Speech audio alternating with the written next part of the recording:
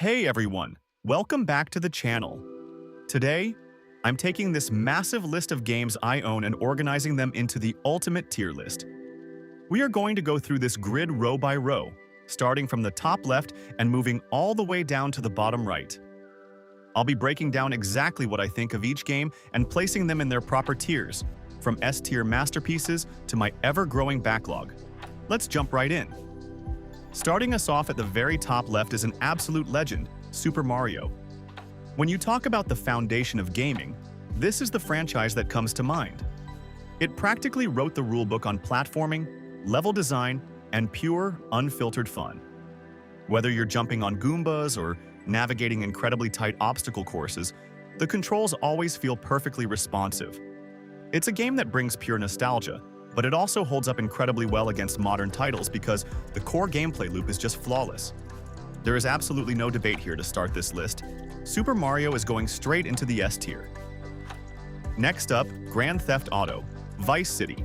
This game is an absolute time machine. The moment that 80s synth pop hits on the radio and you're driving down the neon-lit streets, it completely absorbs you. Tommy Vercetti's rise to the top of the criminal underworld is a fantastic homage to classic mob movies like Scarface. The aesthetic, the iconic soundtrack, the ridiculous weapons, and the pure sandbox chaos made this a defining experience for a whole generation of gamers. It has style, it has substance, and it's a total classic. Vice City easily earns its spot in the S tier. Moving right along to another rockstar giant, GTA, San Andreas. If Vice City gave us style, San Andreas gave us unprecedented scale. The jump from one city to a massive state featuring Los Santos, San Fierro, and Las Venturas was mind-blowing at the time. Following CJ's journey back to Grove Street gave us an incredible story filled with memorable characters. Plus, the RPG elements, like hitting the gym or customizing your cars and clothes, added a level of depth that kept us playing for hundreds of hours. It was a technical marvel back then, and remains legendary today. San Andreas is an absolute lock for S tier. Next is a bit of a classic hidden gem, Freedom Fighters. This game was way ahead of its time with its squad-based mechanics. Leading a rebellion against an alternate history invasion of New York felt so gritty and rewarding. The charisma system, where you earned the right to recruit more fighters as you completed objectives, made you actually feel like a resistance leader. Giving simple commands to your squad to flank or defend was intuitive and deeply satisfying. It's an action-packed tactical shooter that never gets old. For its sheer originality and fun factor, Freedom Fighters goes into the S tier. Now we have Tekken 3. For anyone who grew up playing fighting games, this was the absolute peak of the 3D fighting genre. The roster was iconic, from Jin Kazama to Eddie Gordo, and every character felt entirely unique. The combat was fluid, fast, and satisfying, rewarding both button mashers and technical players who spent hours memorizing combos. The addition of the sidestepping mechanic literally added a new dimension to the fights, and modes like Tekken Force were just the cherry on top. It's a flawless fighting game experience. Tekken 3 takes a well-deserved spot in the S tier. Next up is Project IGI. This game was an absolute staple for PC gamers. It was a pioneer in the tactical stealth shooter genre. You weren't just running and gunning. You had to scout bases, hack cameras, and plan your approach carefully because one mistake could bring the whole base down on you. The lack of mid-mission saves made it incredibly punishing, but that just made pulling off a perfect infiltration feel that much more rewarding. The massive open levels and the arsenal of weapons were fantastic. For the memories and the hardcore tactical challenge, IGI is going into S tier. Moving on to EA Sports Cricket 07. If you are a cricket fan, you already know why this is here. This is arguably the most beloved cricket game ever made. The batting controls were simple enough for anyone to pick up, but mastering the timing for the perfect cover drive, or a massive six, was incredibly addictive.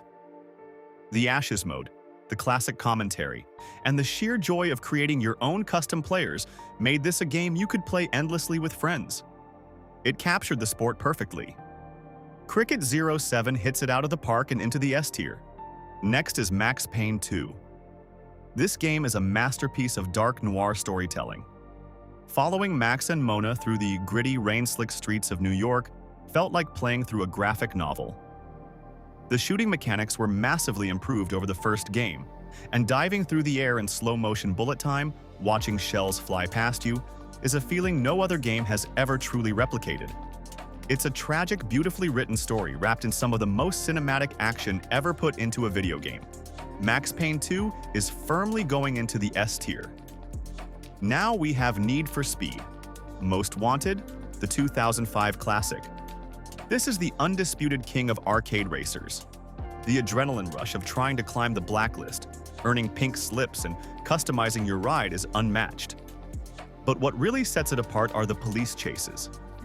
Getting your heat level up and desperately trying to outrun a massive fleet of cops and helicopters through the city streets was pure, sweaty palms tension.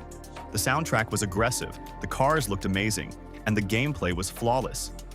Most Wanted easily drifts its way into S tier. Next is a total blast from the past, Road Rash. This game took standard motorcycle racing and threw in absolute mayhem. There was nothing quite like pulling up alongside a rival racer at 100 miles per hour and taking a swing at them with a chain or a club. It was chaotic, it was unfair, and it was incredibly fun.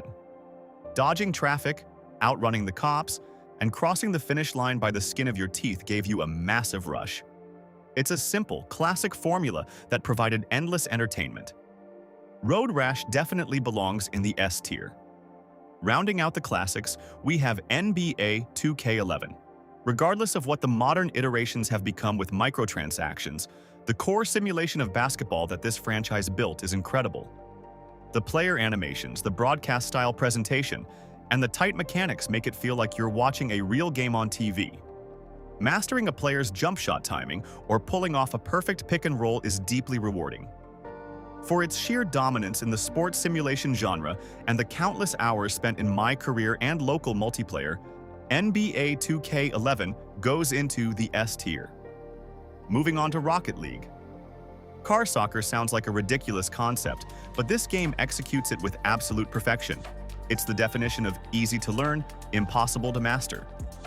Anyone can pick up a controller and hit the ball, but learning how to boost through the air, ride the walls, and pull off insane aerial goals takes hundreds of hours of practice. The physics are so consistent, meaning every mistake and every incredible goal is entirely on you. It's highly competitive and insanely addictive. Rocket League is a rock-solid A tier. Next is Counter-Strike 2. The CS franchise has been the gold standard for competitive tactical shooters for decades, and this latest iteration continues that legacy. It's a game of millimeters and milliseconds.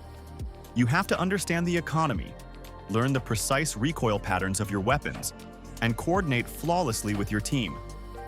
The new smoke grenade physics and map updates have breathed fresh life into the game. It can be intensely frustrating, but clutching a 1 versus 3 situation gives you an adrenaline spike like nothing else. Counter-Strike 2 securely holds its place in the A tier. Finishing out the first row, we have Grand Theft Auto 5. What can be said about this game that hasn't already been said? Los Santos is one of the most detailed, vibrant open worlds ever created. The brilliant decision to let us switch between 3 deeply flawed, fascinating protagonists, Michael, Franklin, and Trevor, kept the massive story moving at a great pace. Planning and executing the complex heists was a massive highlight. Even without touching the online mode, the single-player experience is a monumental achievement in gaming history. GTA 5 goes straight into the S tier. Starting the second row, we have Assassin's Creed Origins. This was the massive reinvention the franchise desperately needed. Stepping into the shoes of Bayek and exploring a breathtaking vast recreation of ancient Egypt was mesmerizing. The shift to a hitbox-based RPG combat system made fights feel much more dynamic and dangerous. Bayek's deeply personal story of revenge, which ultimately leads to the founding of the Hidden Ones, was incredibly well acted and gripping. It breathed entirely new life into the series. Assassin's Creed Origins easily earns its place in S tier. Next is A Plague Tale: Innocence. This game was a massive surprise. It's a deeply emotional, narrative-driven stealth game set in plague-ridden France. You play as Amisha, trying to protect her little brother Hugo from both the Inquisition and literal seas of vicious, man-eating rats. The way the game forces you to use light and fire to manipulate the rat swarms is a brilliant puzzle mechanic.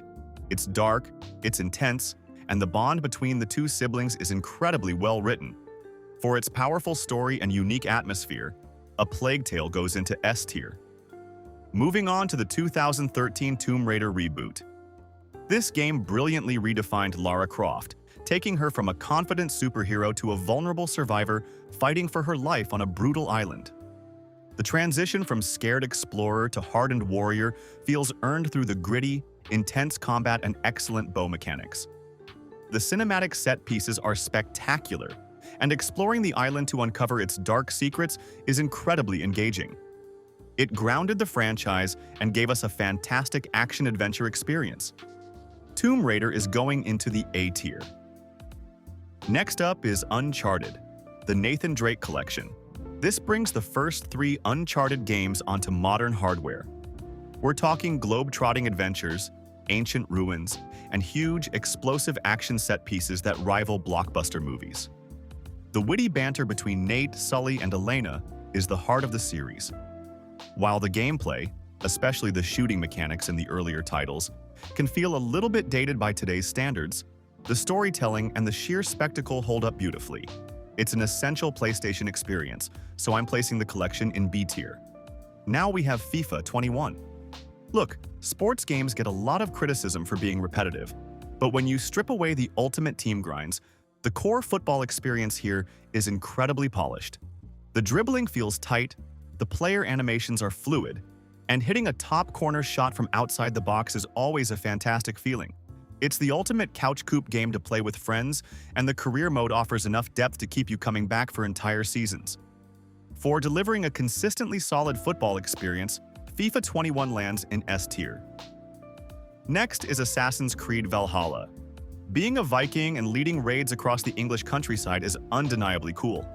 The combat is brutal, and dual-wielding heavy weapons feels incredibly powerful. However, the game suffers from massive bloat. The map is overwhelmingly large, and the main campaign drags on for dozens of hours longer than it needs to, with a lot of repetitive alliance-building missions that stall the main narrative. It's a good game buried under a bit too much repetitive content. Because of the pacing issues, AC Valhalla goes into C tier. Moving to Grand Theft Auto 4. This game took a massive risk by stepping away from the bright, arcadey chaos of San Andreas and delivering a gritty, grounded, and darkly cynical take on the American dream. Nico Bellic is one of the best-written protagonists in gaming history. Liberty City feels genuinely alive, and the physics engine, from car handling to enemy ragdolls, was revolutionary and honestly still impressive today. It's a heavy, atmospheric game that leaves a lasting impact. GTA 4 is a very strong contender for A tier. Next up is Assassin's Creed Odyssey. This game leaned completely into the RPG mechanics introduced in Origins and delivered a staggering, vibrant recreation of ancient Greece. Cassandra is an incredibly charismatic protagonist, and the addition of dialogue choices and multiple endings made the story feel truly personal. The naval combat makes a triumphant return, and hunting down mythical Greek beasts is a highlight. While it strays pretty far from the original Assassin formula, it's an incredibly fun, massive adventure. Odyssey secures its spot in the A tier. Here we have Spider-Man, Miles Morales. While it's technically a shorter standalone expansion to the first game, it packs a massive punch. Miles' Venom Blast abilities and camouflage mechanics add fantastic new layers to both traversal and combat, making him feel distinct from Peter. The snowy, holiday setting of New York is beautiful, and the story is a tight, emotional coming-of-age tale about finding your own identity. It's pure, concentrated fun with no filler. Miles Morales swings effortlessly into the A tier. Next is Rise of the Tomb Raider. This sequel took everything the 2013 reboot did and improved upon it in every single way. The snowy, treacherous environments of Siberia are gorgeous. The combat options are vastly expanded, allowing for much deeper stealth and aggressive playstyles. But the best part is the return to actual tomb raiding. The puzzle tombs here are complex, visually stunning, and highly rewarding to figure out. It is the peak of the modern Survivor trilogy. Rise of the Tomb Raider is an absolute S-tier game. Now for a heavy hitter, The Last of Us Part 2. From a purely technical standpoint, this game is a masterpiece. The graphics, the intense, desperate combat, and the visceral realism are unmatched. The narrative is incredibly divisive, forcing you to experience a brutal cycle of revenge from two opposing perspectives. It is emotionally exhausting and deeply challenging, but it executes its ambitious vision flawlessly. It's a game that stays in your head long after the credits roll. Love it or hate it, The Last of Us. Part 2 is S-tier. Next up is Black Myth: Wukong. This game took the world by storm, and for good reason. It is a visual powerhouse with some of the most creative and spectacular boss designs I have ever seen. The combat is fast, fluid, and relies heavily on perfect dodges and managing your magical cooldowns and stance changes. It brilliantly brings Chinese mythology to life, creating a world that feels both ancient and incredibly fresh. It's an exhilarating action RPG experience from start to finish. Black Myth: Wukong fights its way right into S-tier. Following that is Marvel's Spider-Man 2. Insomniac took an already amazing formula and cranked it up to 11. Getting to play as both Peter and Miles, seamlessly switching between them, makes the massive map feel so dynamic. The addition of the web wings completely revolutionizes traversal, making you feel incredibly fast. The combat is refined with the powerful symbiote abilities, and the story delivers massive, cinematic comic book action while still nailing the emotional character moments. It is a spectacular sequel. Spider-Man 2 is easily an S-tier title. Finishing the second row is the Uncharted Legacy of Thieves collection, which includes Uncharted 4 and The Lost Legacy. These are gorgeous, thrilling games that perfectly cap off the franchise. The grappling hook mechanic added great verticality, and the set pieces, like the Madagascar car chase, are legendary. Lost Legacy proves the formula works wonderfully without Nate 2. While absolutely excellent, I feel the pacing slows down slightly in the back half of Uncharted 4 compared to my absolute favorites. So, this collection lands solidly in the B tier. Starting the third row, Marvel's Spider-Man Remastered. This is the game that made us all feel like Spider-Man. The web-swinging physics are hypnotic. You can spend hours just traversing the city without touching the ground. The combat borrows from the Arkham series but speeds it up, adding aerial combos and fantastic gadget use. Plus, the story manages to juggle Peter's personal life and his superhero responsibilities brilliantly, ending with a genuine, emotional gut punch. It set the new gold standard for superhero games. Spider-Man Remastered is a definitive S-tier. Next is Mafia: The Old Country. This game is an absolute triumph of atmosphere. It pulls you completely into the ruthless, incredibly detailed world of organized crime. The narrative is gripping, focusing on loyalty, betrayal, and the harsh realities of the mob life. The driving feels appropriately weighty for vintage cars, and the gunplay is lethal and satisfying. It doesn't rely on open-world busywork. It focuses entirely on delivering a tight, highly cinematic, and dramatic story. For its incredible narrative focus, Mafia goes into the A tier. Next, we have Assassin's Creed Mirage. This was a highly anticipated return to the roots of the franchise. It strips away the massive RPG bloat and brings the focus completely back to parkour, social stealth, and precise assassinations. The dense, bustling city of 9th century Baghdad is a joy to navigate, and having to actually plan your escapes and hide from guards feels incredibly nostalgic. It's exactly the homage to the original games that longtime fans were asking for. A C Mirage smoothly secures a spot in the A tier. Here is The Last of Us Part 1. This is a complete visual overhaul of one of the greatest stories ever told in gaming. Joel and Ellie's cross-country journey through the Cordyceps outbreak is heartbreaking and brilliant. This remake brings the graphics and facial animations up to modern standards, making the emotional beats hit even harder. However, because the core gameplay remains largely identical to the PS3 original without adding the mechanics of Part 2, I am going to place this exceptional remake in the A tier. Alright, now we are moving into my on hold category. These are fantastic games that I've started, but for one reason or another, I just haven't finished yet. I won't spend a full minute on these, but here is a quick rundown. First up, Ghost of Tsushima.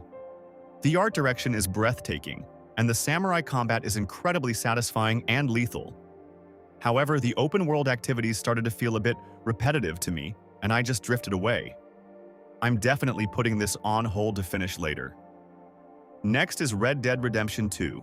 This is an absolute masterpiece of world building and character writing, but the deliberately slow, realistic pacing requires a massive time commitment that I just couldn't give it at the time. Arthur Morgan's story is on hold for now. Next is Ghost of Yotei.